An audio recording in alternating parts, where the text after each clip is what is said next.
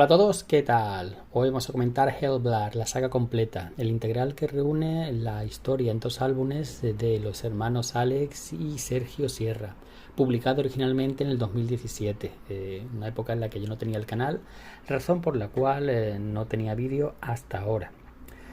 Esto debería haber publicado el vídeo hace una semana, pero cuando fui a tienda a comprarlo había volado, todas las copias, se está vendiendo muy bien, y he tenido que esperar a que repongan. Y bueno, Hellblade, supongo que ya habréis oído hablar de él. Se publicó originalmente, ya he dicho, en dos álbumes por parte de Yermo Ediciones.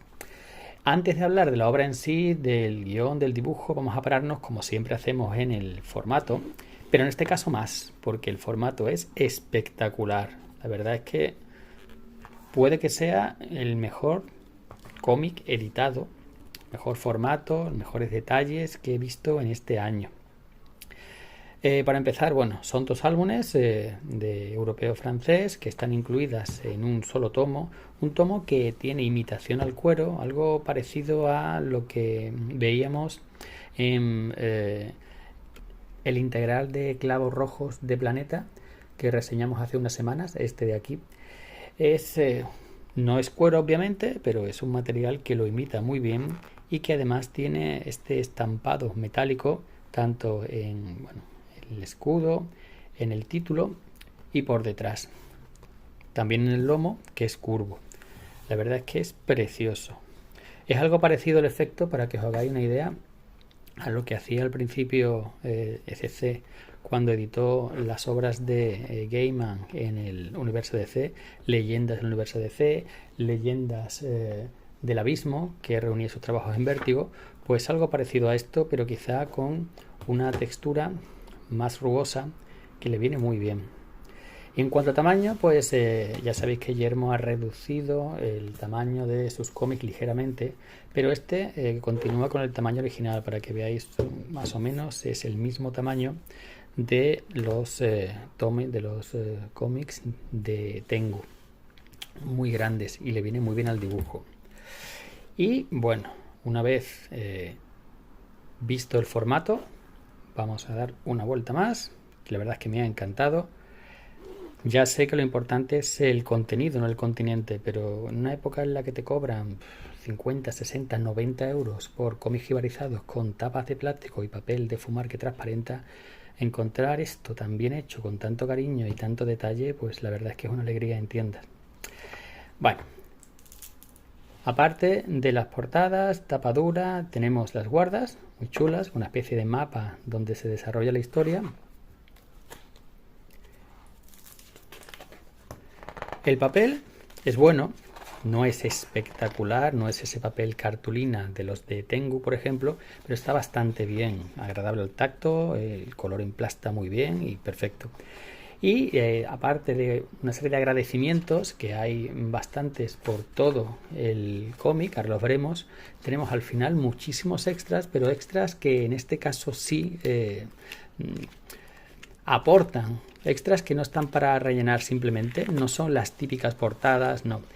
Aparte de los dos álbumes de lo que consta la obra, tenemos unas pequeñas historias muy bien escritas, el guionista sabe escribir bastante bien, en el que nos cuentan pequeñas, no anécdotas, pero pequeños momentos de la vida de algunos de los personajes que les dan más profundidad. Entonces, una vez que te has leído el cómic por primera vez y puede haber confusión, un poco de lío con los nombres nórdicos y que no sepas exactamente cuál es cuál y cuál es su personalidad, porque no hay mucho tiempo para desarrollar a los personajes, dado que son solo dos álbumes franceses la extensión, pues aquí con estas pequeñas historias que nos cuentan fragmentos de la vida, desde el herrero y su hijo hasta ese aprendiz de chamán, o los primeros días como líder, o antes de ser líder, del Jarl, del protagonista de la historia. Después los mismos autores nos hablan de cómo fue este proyecto, un proyecto que nació de un crowdfunding.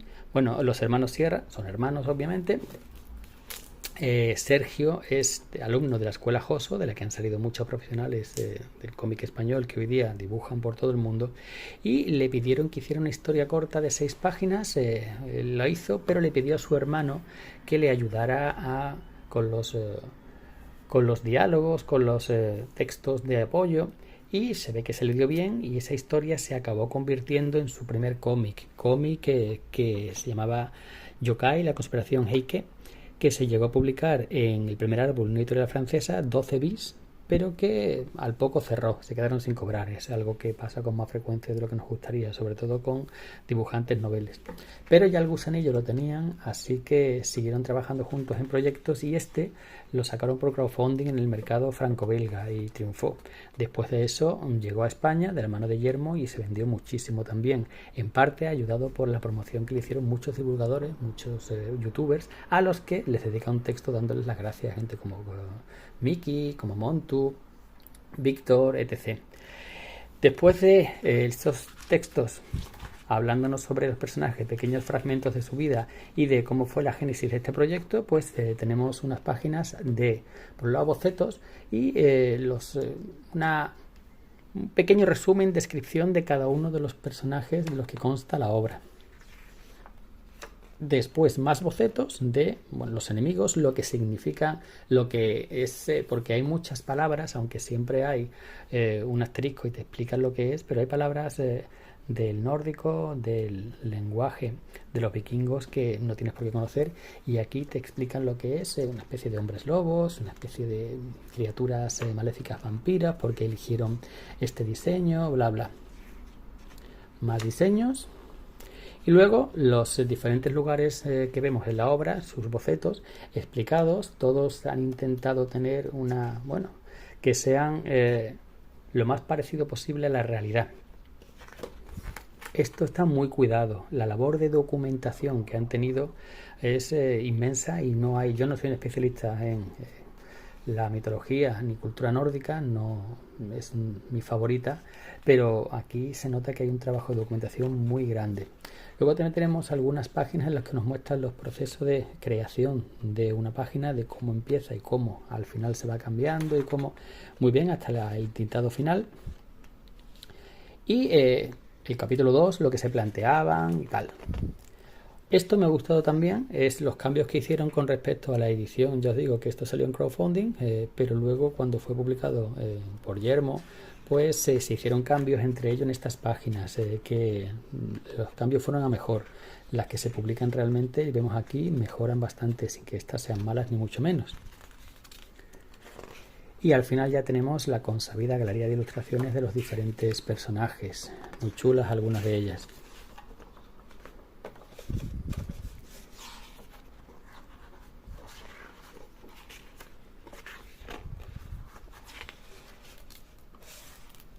Vale. Y ahora, después de 8 minutos o más, empezamos la reseña en sí. ¿Qué es esto? Helblar. Pues Helblar es una saga nórdica vikinga, pero no la típica. Aquí está mezclado mitología, aventura, acción, misterio. Les ha quedado una amalgama muy chula, y que la verdad no esperaba que para unos debutantes prácticamente les saliera tan bien.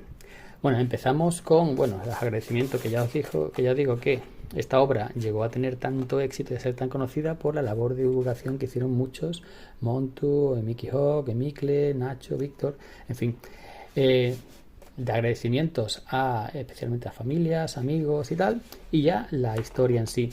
Nos encontramos en el típico fiordo noruego, fiordo del norte de Europa, en el que una pequeña comunidad vikinga vive, y en ese momento algo llega, algo ocurre. Mientras tanto, en alta mar, los guerreros vuelven de una expedición de saqueo y van a encontrarse una sorpresa al llegar a casa. El dibujo está bien y el color mejor, es decir, el dibujo está bien en las primeras páginas, pero nada especial. Pero conforme pasa, sobre todo a partir del segundo álbum, el dibujo mejora muchísimo, pero muchísimo. A ver si gana en expresividad, gana en dinamismo, la composición de páginas es una locura, es muy buena, hay mucho trabajo, muchísimas viñetas en cada página y en fin, empieza bien pero sigue mejor y el color es espectacular. El color realza muchísimo el dibujo y además está muy bien elegido porque hay diferentes líneas temporales recordando el pasado o bien pensamiento o un momento de terror y todo eso está realzado por la gama cromática que eligen las coloristas. Muy bueno. Pues llegan a la aldea y se encuentran que ha sido devastada. No saben por quién, piensan que es unos enemigos, un pueblo rival, pero lo que encuentran allí es otra cosa, una especie de, no sé, de vampiro, ¿no? Todo esto, ya digo, eso es mitología nórdica, toda la terminología, todos los seres que aparecen aquí están sacadas de la mitología nórdica, de la que yo no soy un experto, y los vampiros, perdón, los vikingos nunca han sido, a pesar de que últimamente gozan de muchísima popularidad, en parte por series de televisión y tal, pero a mí nunca me han llamado la atención. Grandes navegantes, buenos guerreros, pero tampoco esa fascinación que tiene la gente hoy día, buenos guerreros cuando llegaban y sorprendían atacando tradición, cuando los esperaban y atacaban de frente, les daban por todos lados, como pasó en La Coruña, como pasó en Sevilla y en tantos sitios. Pero el caso es que, ya digo, no soy un experto en mitología nórdica ni en su historia, pero esto se nota trabajado y auténtico. Llegan a la aldea y allí se encuentran que ha sido atacada por estos seres y han secuestrado a unos niños, entre ellos los líderes, el hijo del líder de la aldea. A partir de aquí, pues, la historia, confesada por los propios autores, toma trazas del Guerrero número 13. Esa película muy de culto para muchos, en la que un grupo de hombres del norte tienen que llegar hasta una localización para impedir un gran mal. Pues esto es algo parecido, pero con una expedición de rescate.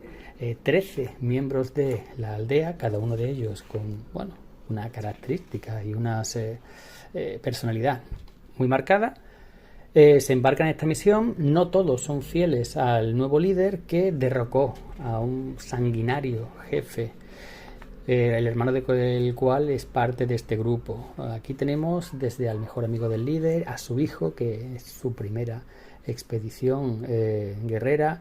Tenemos a una especie de explorador silencioso y letal. Tenemos a doncellas del escudo, a mujeres que dejaban de lado la maternidad y el matrimonio para vivir como guerreros entre los hombres. Y la verdad es que están bastante bien. Fallos hasta ahora. Bueno, primero que los personajes están poco desarrollados, menos unos cuantos, obviamente el protagonista principal, su mejor amigo, una de las guerreras, pero es normal porque no hay páginas suficientes para desarrollar y darles desarrollo profundo a todos. Y lo que sí podemos notar al principio es que hay un exceso de textos, de globos de diálogo, de textos que puede llegar a ralentizar mucho la lectura, sobre todo al principio. Esto es normal en guionistas noveles o que tienen poca experiencia. También le pasaba, por ejemplo, a Murphy en los primeros cómics del Caballero Blanco, pero conforme la saga, conforme la historia continúa, fijaos, muchísimo texto, esto parece Blake and Mortimer por momentos, pero conforme pasan las páginas, tanto el dibujo toma más fuerza, toma más calidad, como el guionista parece que coge más confianza y ya no llena todas las páginas de esos textos, de estos diálogos que no aburren, pero que se preocupa demasiado por dejar claro el lugar de cada personaje en la historia, recordar el por qué se llevan mal, bla bla. Entonces llega a ralentizar por momentos, pero conforme la obra pasa, continúa, pues eso se va dejando atrás y muy bien. Y nada más, ¿qué puedo más contar sin hacer spoilers? Pues que funciona y funciona muy bien. Yo no soy, un admirador de los vikingos, ni me flipa todo lo relacionado con lo nórdico, pero lo he disfrutado mucho. Uno de esos cómics que cuando lo lees no he mirado el móvil ni un momento, ni he hecho una parada, ni lo he dejado para otro día. Lo he leído del tirón y me ha gustado mucho, y el dibujo llega a momentos que son una locura. Este tío en las tierras de Ogón ha mejorado muchísimo, pero fijaos ya el nivel que tenía aquí. Y ya digo, el color también ayuda. En conjunto, pues para mí, una muy buena compra. Para mí, ojo, no le digo a nadie lo que tiene que comprar, ni mucho menos, pero por lo que cuesta esto, creo que son 34 euros, salgo muy satisfecho. Y además es un cómic para conservar, para releer de vez en cuando, y sobre todo que una lectura que dura. Yo me lo he leído ya 2 veces, pero me ha llevado tiempo, porque no solo es el cómic en sí, sino es todos los extras que tiene detrás, todas las historias cortas, todas los datos sobre los personajes, en fin, una lectura que cunde. Y nada más, lo dejamos aquí. Un saludo y hasta la próxima.